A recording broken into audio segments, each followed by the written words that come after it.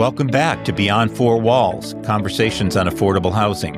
I'm David Dworkin, President and CEO of the National Housing Conference, the nation's oldest and broadest affordable housing coalition.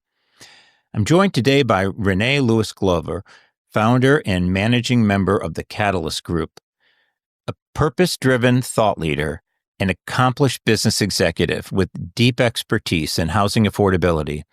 She gained international recognition for her transformative work at the Atlanta Housing Authority, where she served as CEO for an impressive 19 years.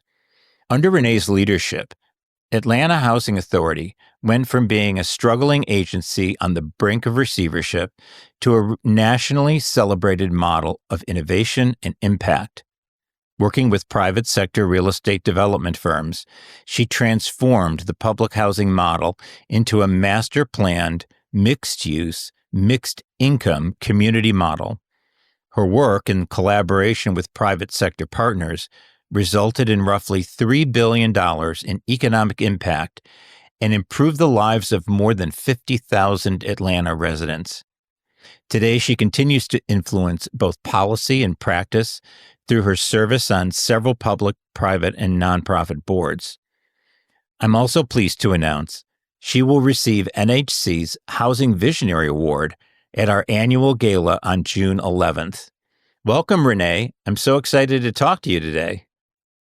Well, David, I am delighted. And first of all, let me just say that the National Housing Conference is just a magnificent organization talking about impact. The organization has changed policy in such a positive way, impacted the availability of great housing affordability and great community building. And so you have a lot to be proud of, and I am so honored to be recognized by such an esteemed organization. And David, I've always been one of your biggest admirers, so I'm delighted to have this opportunity to chat with you.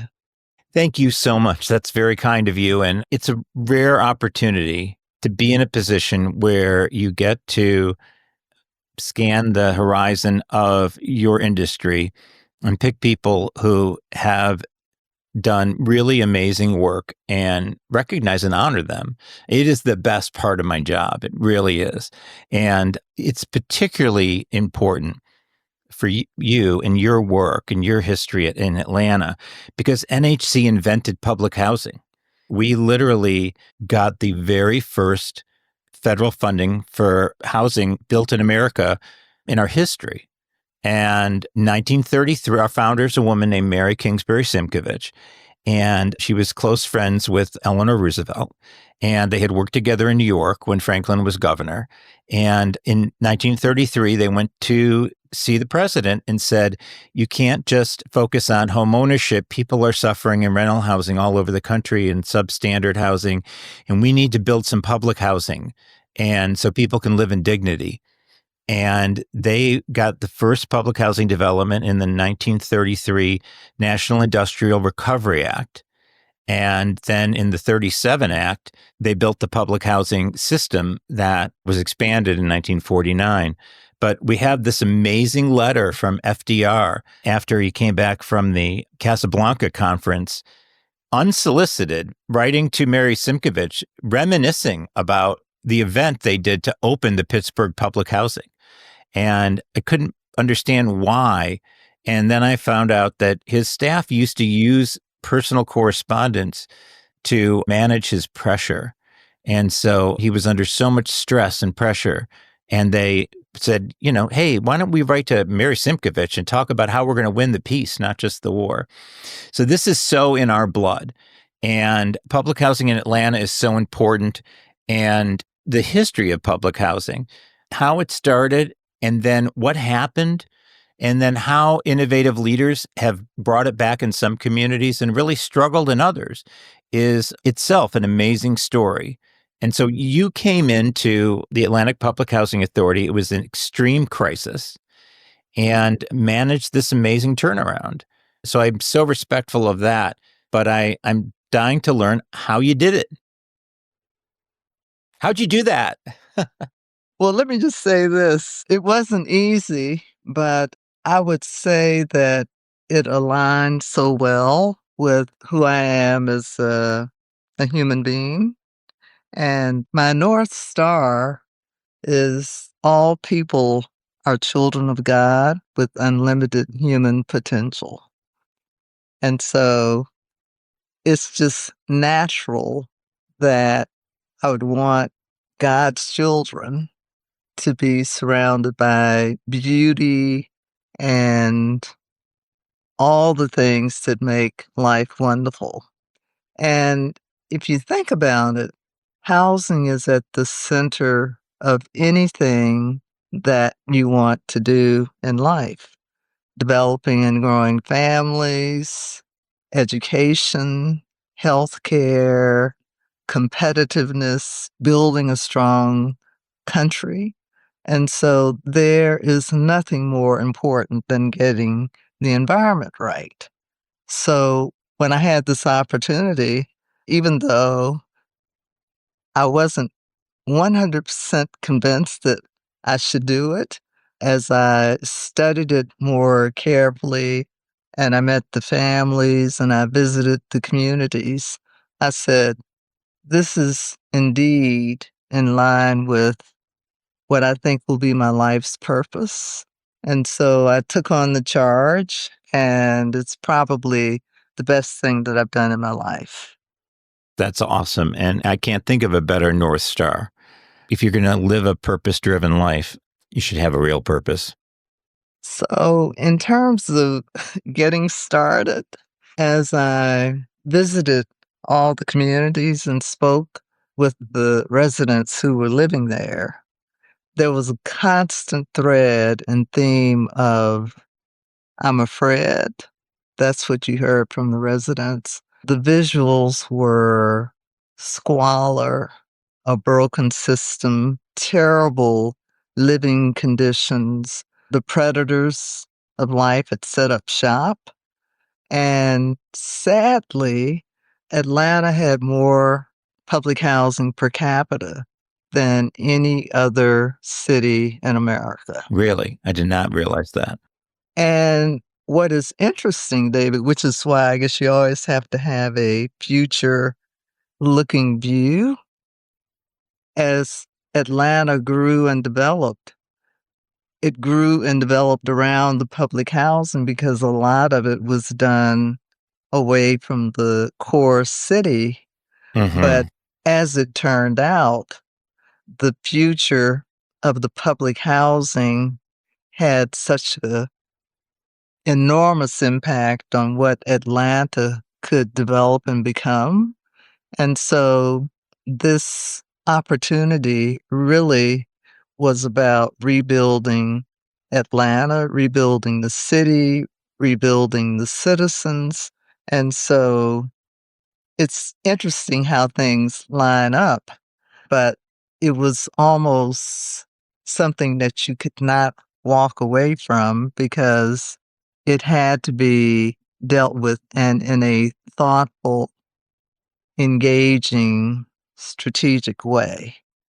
And so it's funny how the stars align. Hmm. So in the early 90s, Congress had put together a commission studying distressed public housing communities. And after much research and visiting public housing all over the country, the conclusion was public housing had failed its mission. And what had occurred, and you know this as well as I, there were a number of things that happened after public housing was first developed and unveiled, because when it was done, it was solving the problem of slum clearance, because there were sadly too many people living on the streets and they were in dangerous conditions. There were fires, there were all these outbreaks of very contagious diseases and this, that, and the other. So Well, and you were describing what you saw in Atlanta sounded a lot like the problem was trying to be solved in the beginning. I Well, was like, "Wait a exactly. minute, how did that happen?" Well, and this is what happened, and I'll just hit it Mhm. very highly. But like many things, other opportunities came along that created opportunities for primarily white families, but unfortunately, many of the black families didn't have the opportunities. So you had the VA program, you had the FHA program where families could go out and buy very inexpensive homes, a couple of $1,000s, 5,000 and this, that, and the other. So many of the white families were able to move out and buy homes and begin to develop wealth. And I just wanna interrupt here for a moment because you make a really important point, which is that these mixed income, mixed race communities experienced homogenization really in part because some of them were given opportunities that their neighbors were not. Right. And when we talk about building home ownership, and you and I have worked with Habitat on that, and we have a Black Home Ownership Collaborative here, and people say, well, why are you focused on that? And the answer is because we're not trying to give somebody something new. We're just trying to share with them something that some of us already got. Right. Yeah. I mean, in a lot of ways, we're playing catch up. Yes. And just to go back to the changing priorities, because I think this is so important after those homeownership opportunities, again, for veterans coming back, and sadly, only the white veterans had the opportunity. And of course, this was during the Jim Crow era. Yeah. That went on. Then the highway programs. And of course, the highway programs were necessary to connect the country. But sadly, that caused the dislocation of families that were living in certain parts of town. And a lot of those families were Black families. And so the standards, believe it or not, were lowered because the priority had changed, and so they had to build the public housing more quickly. And then you had the urban renewal programs, same thing. So they built more of it, and that's how you end up seeing so much public housing that was different than some of the earlier properties, but it was constructed very inexpensively. And sadly, because of the timelines, the standards were continuously lowered. Because when public housing first opened, everyone was required to work, everybody was required to take care of their places, and on and on and on. And so as public housing became the solution for urban renewal, highway construction, and those types of things, it just became more housing of last resort as opposed to a good community where families could live and thrive. So Nixon came out with the Section 8 program, which was a good thought because it provided mobility. Sadly, again, because of redlining and so few opportunities, it really did not provide an opportunity for many Black families to move out. So, too many times the families were locked out of the opportunity to take advantage of being able to move out and build their lives in larger society. Then Reagan came along. And again, it's not that these were bad policy decisions in the abstract, but the impact was very detrimental when Reagan decided he would shutter the state mental institutions. Mhm. And clearly, the thought of families who had mental disabilities being able to live in community, that was a very good thought because everybody didn't have to be institutionalized. But the promise that there would be small scale communities that provided supportive services to the families. That never materialized. And so the only housing for seniors that was used as housing for persons who were being relocated was the public housing for seniors. Mhm. And so you ended up with a situation where you had many seniors who were in the latest stages of their life finding people coming in from institutions where there was no supportive services, no support, no help. And of course, it was a bad situation for both because the families who needed the supportive services didn't have them and the seniors were afraid. So you begin to see that there was no constituency that supported the families that were in these arrangements. And so, and particularly in the South, I always used to get the question from people when I first started the work is why is it that only Black families are living in the public housing? Mhm. And it was a direct result of just fewer and fewer opportunities and the housing policies. Sadly, when the crack epidemic hit and families were struggling, homelessness was increasing. Again, public housing was the housing that was the solution. And so the standards and qualifications and all of that all got pressed down.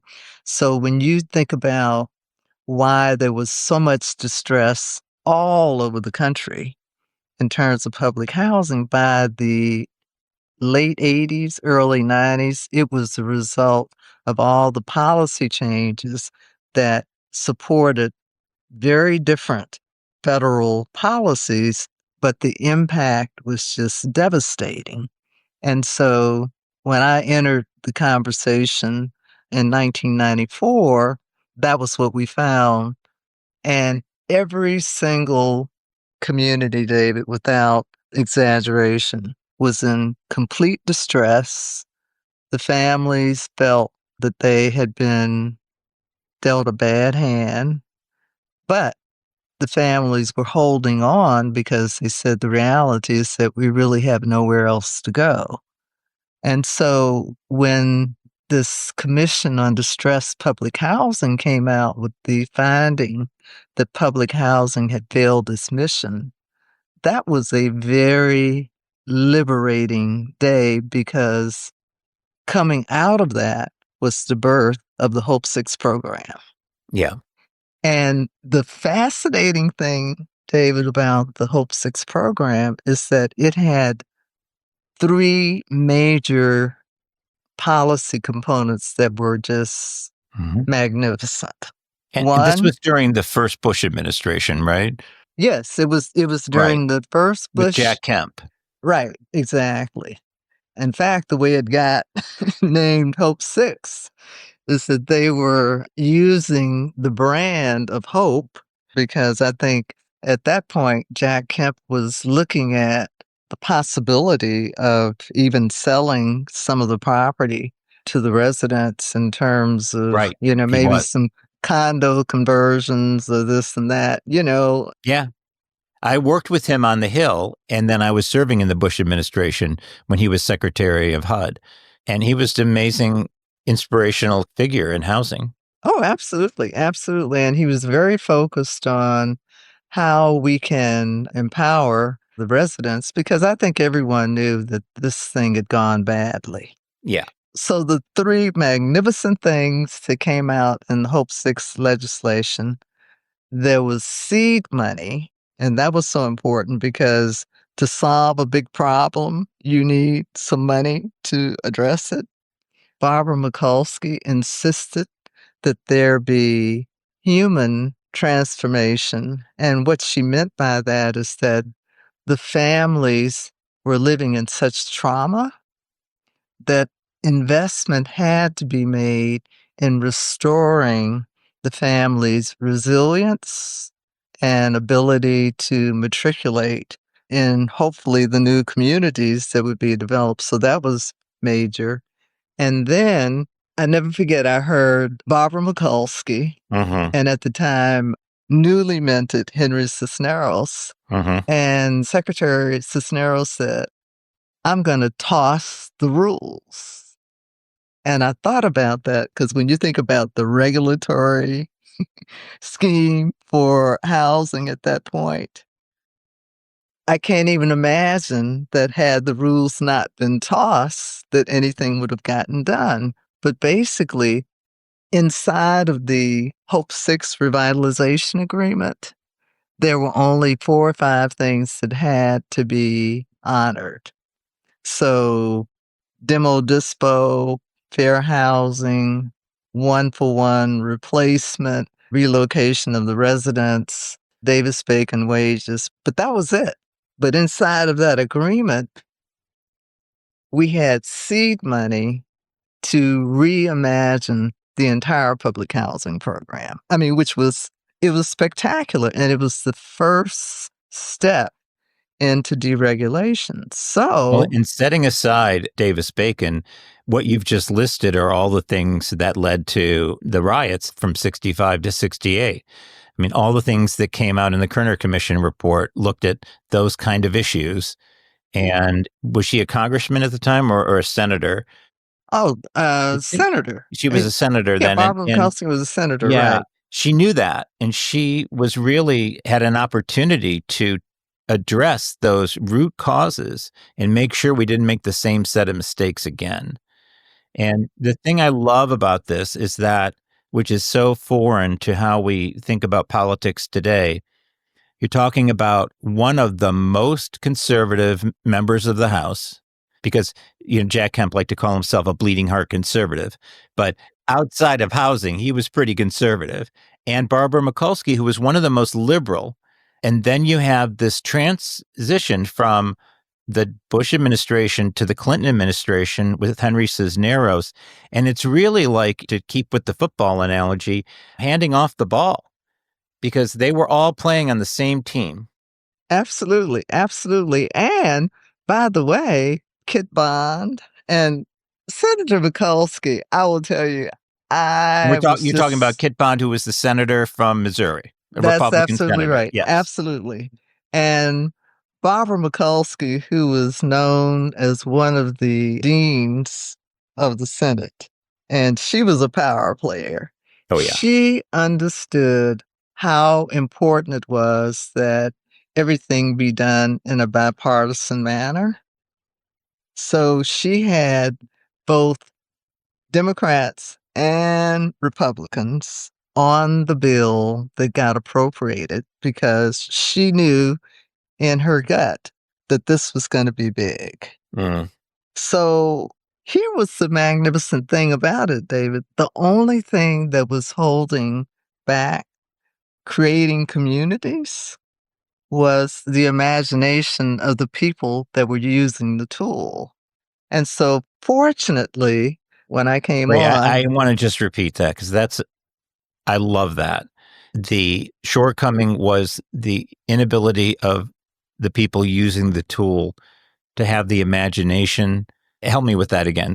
no, I'm saying with the relief from the statute and the regulations, the only limitation was the imagination and the capacity of the people that were using the tool. I mean, you've described every shortcoming I've ever experienced for myself. It's, Well, don't feel like the Lone Ranger there, I'm right? not. I don't. I don't. It's I but mean, hey, I'm look in the equally mirror first. hey, I look at my own mirrors, and that's so true. But fortunately, Hmm. we had several things going for us in Atlanta. So I think I mentioned to you that the housing was just in terrible shape.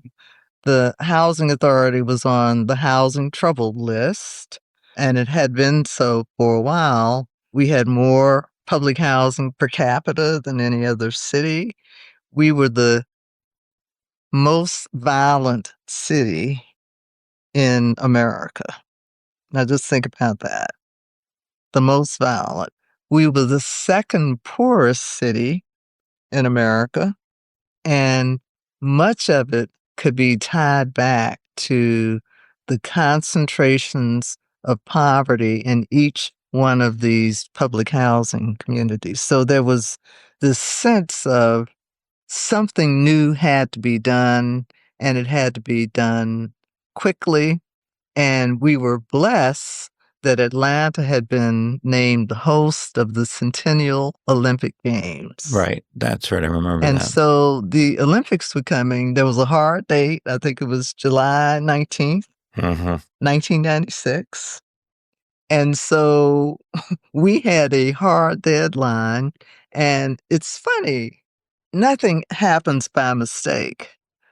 4 It was such an acres. important deadline that 30 years later, you still remember the day. Oh, yes, because we used it quite a bit. Uh-huh. But it was a sense that there was so much can-do spirit, and everybody was open to making the city look fabulous, look great. It was the home of the civil rights movement. I mean, everybody was just over the moon about it, and just so happened that 4 acres from Techwood, which was the first public housing developed in Atlanta, and there's always a debate about whether it's the first in the country, but let's say, I'm claiming that it was the first in the country. 4 acres had been sold to the Georgia Board of Regents so that the Olympic dormitories and the world press would have a front row seat to what was going to happen at the community that had received its first Hope 6 grant. Hmm. So Techwood and a third of Clark Howell, a sister community that was all on the same 60-acre tract, had received a Hope 6 grant. And after several proposals, there was nothing but litigation going on because the first proposal was basically, well, let's move everybody off, let's scrape the dirt. We are going to build 80% market rate housing, the affordable housing to be determined at a later date. And you can We know imagine how how that it. movie ends. Oh, yeah, that movie ended badly. Okay. But at the same time, I think people knew that something had to be done. And so I was so fortunate coming on because I'm a corporate finance lawyer by training. And so I love the opportunity that the Hope 6 grant represented because once I saw we weren't bound by anything but our imaginations, it seemed to me that what we needed to do was find the right partners and incomes. Egbert Perry of the Integral Group, and he had partnered with Richard Barron and his firm out of St. Louis. And so that was the partnership that created the Integral Partnership of Atlanta. And so, fortunately, as we created this community, none of us around the table were sitting there saying, oh, gee, how could we come up with a new form of public housing? We said, why don't we create a beautiful, magnificent community for the widest range of incomes so that we would have a community where people who had choice would want to live. And that was a major step forward because all of a sudden, rather than trying to develop a community that had nicer design standards, we were talking about introducing into the conversation a community that served families who were market rate families, meaning no subsidy of any type, families who benefited from the tax credit program, meaning that they could earn up to 60%, and then families who needed both the benefit of the tax credit program and operating subsidy. And so, with the rich history that Egbert brought, and he was our local partner, and Richard Barron in terms of building communities, they said, well, look, we are going to have to compete with market rate communities. And so when you step back and think about that, here we are creating a community that had to compete in the market in order for the market rate component to be successful. Because we always used to say, if you don't have market rate families, higher income families, then you don't have a mixed income community. Because at the end of the day, it's all about the disposable income that you can generate in a community that will attract and sustain the amenities that are needed. So, great schools, great retail, home ownership, all of those things are really what makes great communities. And as we look back and think about it today, what we really were doing, we were competing a great live, work, play environment, and at the same time providing choice to the families who needed the public housing subsidy resource. And so that was really the standard setting that went on. And I need not tell you that even though all the rules and laws had been tossed aside, Egbert, Richard, and I had to go up to DC. I can't tell you how many times to get all of the issues resolved because this was brand new. And there was a concern that even though these things had been waived, that it was going to be done well. There could be no hint of scandal or any of that. And so we were fastidious in working through it. And Secretary Cisneros, just a fabulous human being. And he's done so much for so many people. I can't say enough about him. He had the foresight to say, we need to have FHA at the table. And so he was the one who insisted that for the market rate component, that it had to be done under an FHA insured mortgage because we had actually arranged, I think, for Bank of America to provide the loan. And Henry said, no, we've got to have FHA and public housing work together. Now, just think about this, David, and you would know since you work so closely in the industry. FHA was on the 6th floor, public housing was on the 4th floor, and they had never before Hope 6 worked together. Never, ever, ever. Not a surprise at all. Okay. So getting those two organizations together was critically important. And of course, the partnership that was formed with the Integral Partnership of Atlanta and the Housing Authority, and this is something that's really important. Partnerships have to be win-win arrangements because you're not talking about hiring a firm to do a construction project. Mm-hmm. You're talking about entering into a partnership, meaning that parties are taking on risk, they're taking on long-term success, and so there had to be an alignment of the outcome that the partnership was seeking to accomplish. And so we spent a lot of time, the we being the Integral Partnership of Atlanta and the Housing Authority, on what does win-win look like? Right.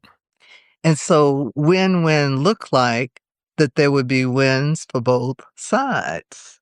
But in exchange for that, we were able to leverage the brand name of the private partner, the balance sheet of the private partner, because as you know, you're talking about real mortgage debt. You're talking about guarantees of performance and other requirements under the Low Income Housing Tax Credit Program.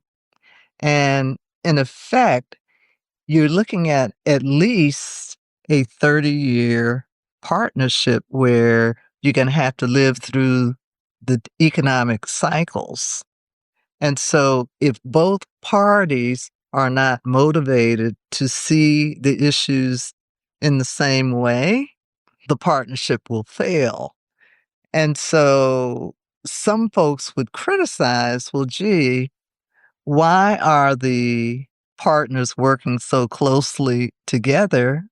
That's because that's what partnerships do.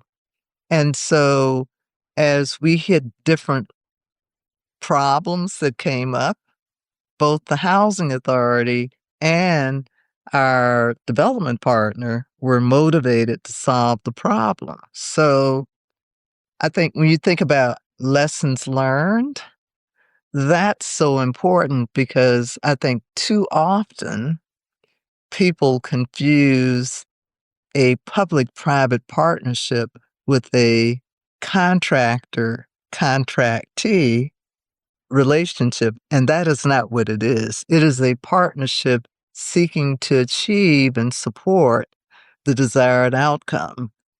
And so It's a they real are partnership. it's a real partnership. And Richard Barron is as good an example of that as you're going to get. Oh, absolutely. And I would add Egbert, who led the initiative because he was here and the local partner, he just was extraordinary about how important that was.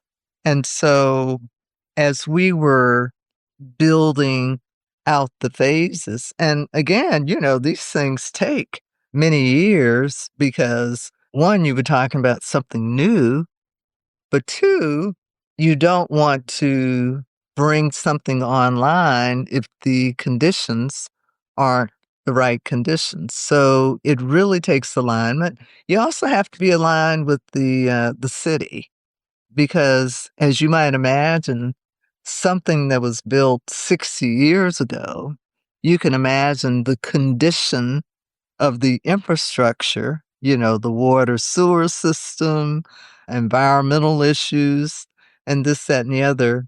A whole lot of remediation has to occur because, when the housing was built, there weren't the same standards like lead levels, the use of asbestos, water sewer systems. And unfortunately, where so much of the housing that was constructed for public housing use, a lot of those things were just ignored because people were just looking for vacant land and to build things quickly. So a lot goes into these initiatives. So the more alignment that you have, and there's a lot of financial engineering that goes on here Well, and because that's part of what you were bringing to the table. I'm interested in, I mean, it's so daunting. The list you've just given is so daunting. And yet you did this. You all were successful. I mean, what do you think are the key drivers that allowed you to actually move through all of this resistance? And I don't mean it in terms of necessarily just political resistance, but just the resistance of all of these systemic factors and in some cases downright physical factors that you were still able to persevere and succeed. well, I think really what it came down to is we had the right vision Mm-hmm. and we put the people first. And what I mean by that is when we sat down with the residents, and that's so critically important, you cannot do anything on this scale without engaging with the people that are going to be impacted by it. We spent hundreds of hours in getting the input from the residents because if they didn't buy in and support it, Mm-hmm. it wasn't going to be successful. And what do you get from that? Because that's a piece that I get philosophically, but they're not architects. They don't understand how the political system works. They're not finance experts. I mean, other than building, I guess, support in the community, what was the value add you saw there? Oh, well, first of all, since they live there, Mm-hmm. they were familiar with all of the problems that needed to be addressed. And the biggest problem is when you're talking about breaking up areas of concentrated poverty, it's like living in a war zone in a sense because it's not the families who were living there, it's the predators who set up shop there. Because sadly, when you have that much confusion and activity that's going on, you have to have people that are committed and who are working with you to help you work through all of the things.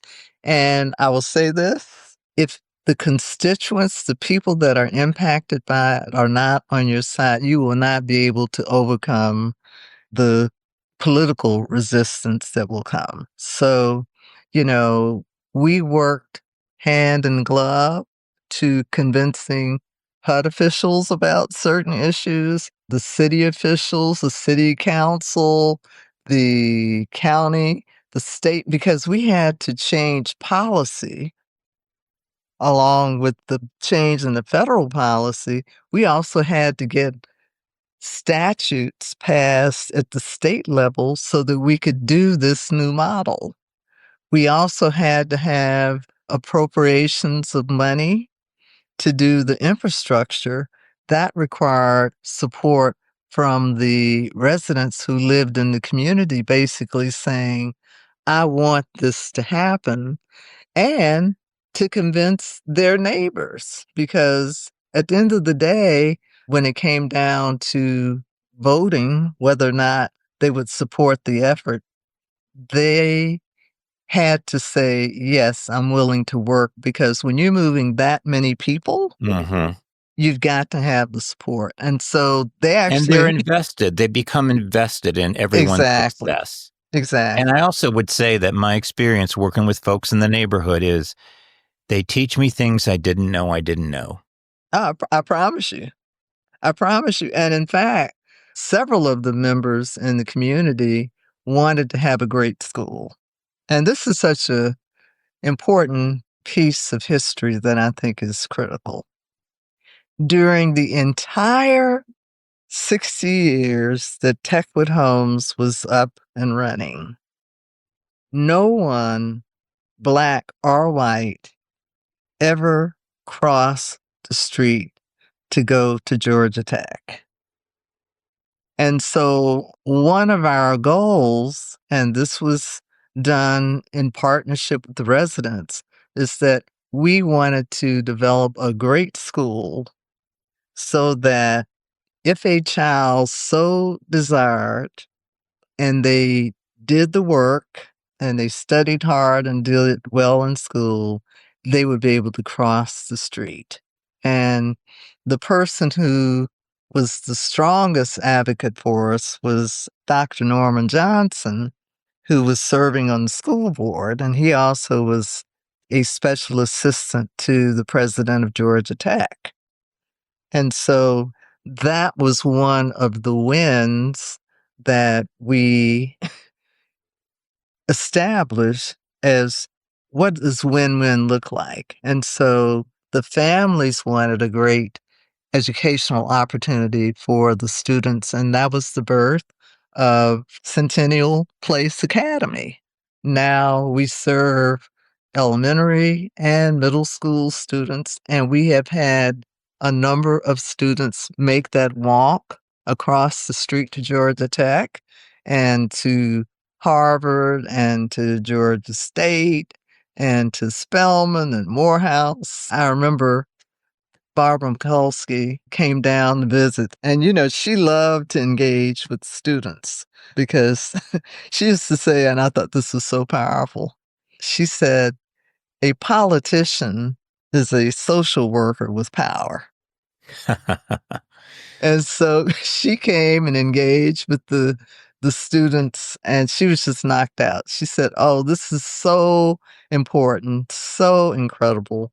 And then we were able to engage with the YMCA because we needed to have an early childhood development center and good childcare because, again, building community. And then we had a home ownership phase, and now there's retail being developed and on and on and on. So, a couple other things. We decided that this initiative was so important and so potentially effective that we wanted Atlanta and the world to know that this was not just one off. So we were going up to DC and we decided that we would develop a program where we would have 4 communities underway in some fashion by the time of the Olympics. So once we finally got Mhm. all the approvals, and trust me, there were a whole bunch of Oh, approvals, I bet.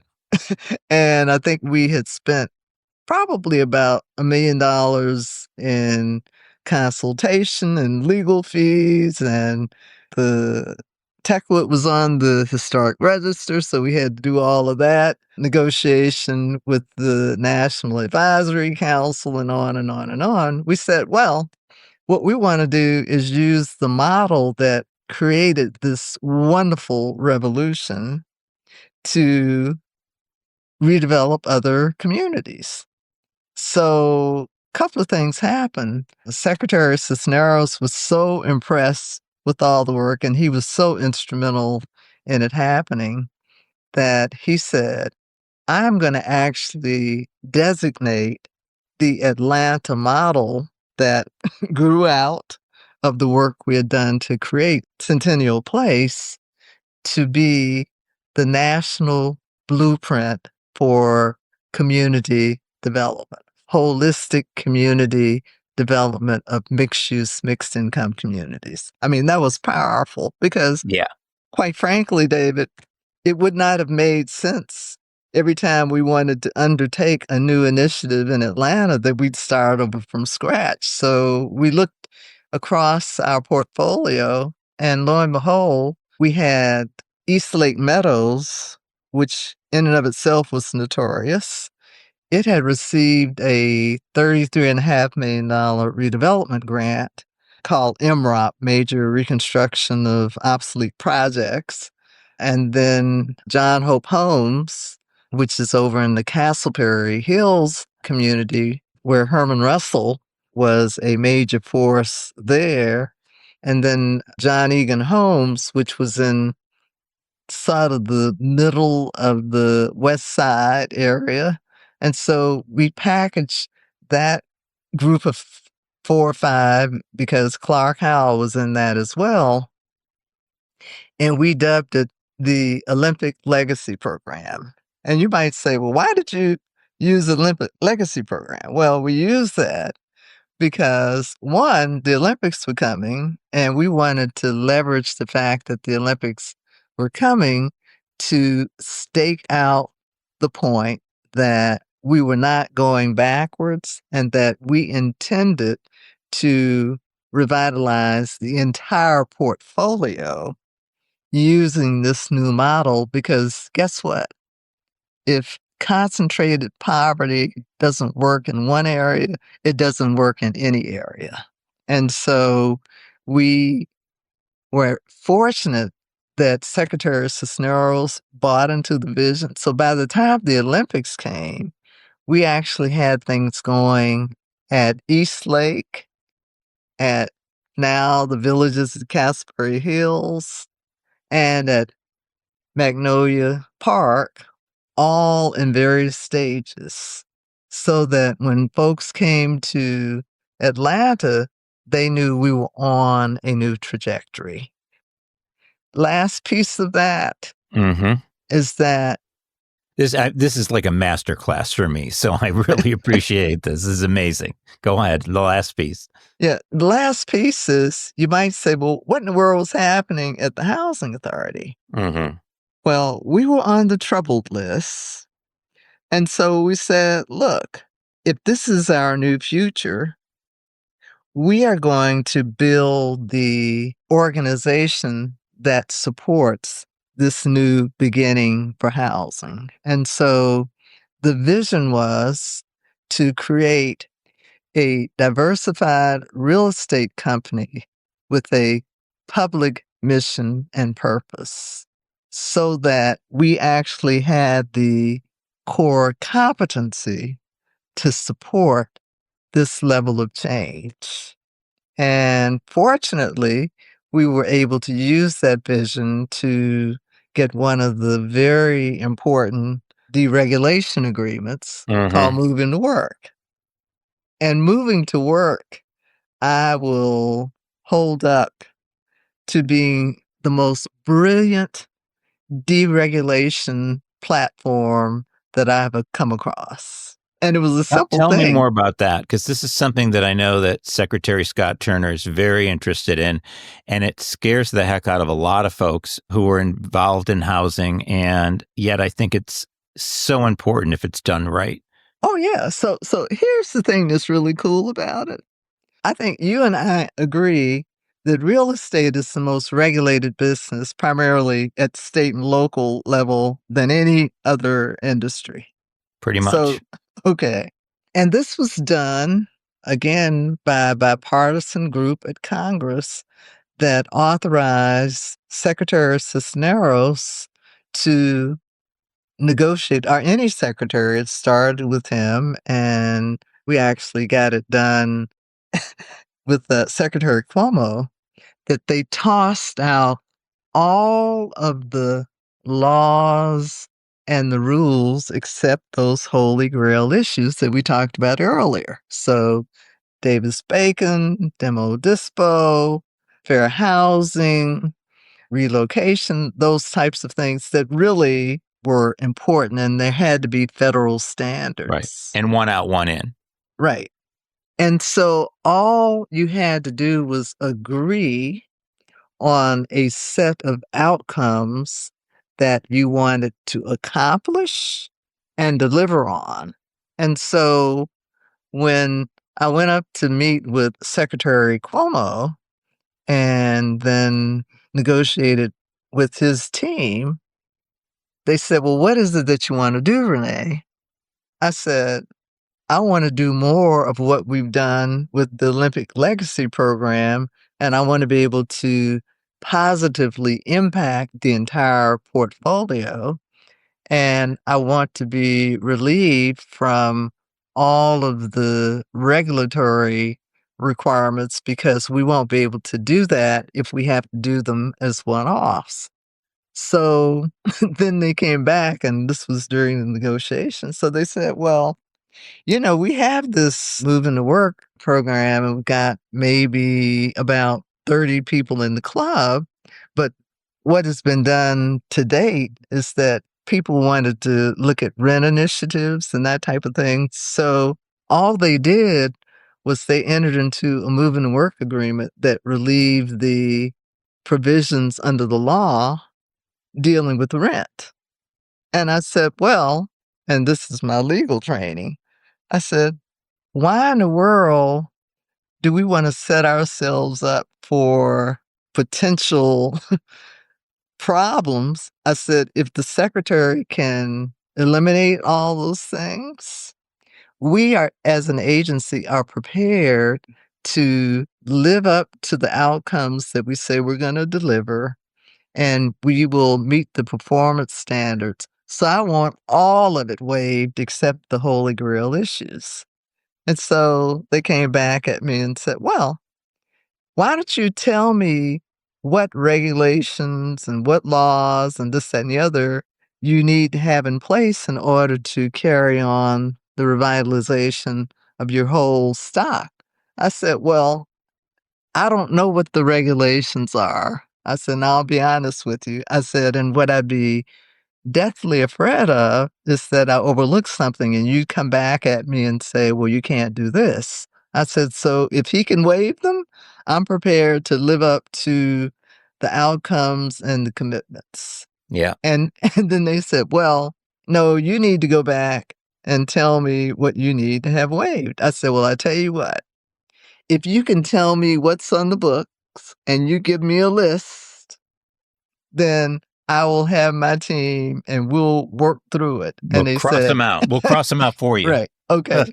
So you know what they said, David? They said, "Well, the truth is, we don't know what they are either." Yeah, there's So your I problem. so I said, "Well," I said, "There it is." So we were able to negotiate that agreement, and that enabled us to, in effect, do something significant across the entire portfolio because and part of people ask me, "Well, why did you stay 19 years?" I stayed 19 years because I gave my word to families when I first came on that I'm not gonna leave you in this horror, this danger, this situation where children were killed and families were having to sleep on the floor or in bathtubs because they were worried that the predators of society would destroy them. And that comes back to your first point about putting people first and recognizing that we're all God's children. Absolutely, absolutely, and Yeah. what's so magnificent about that?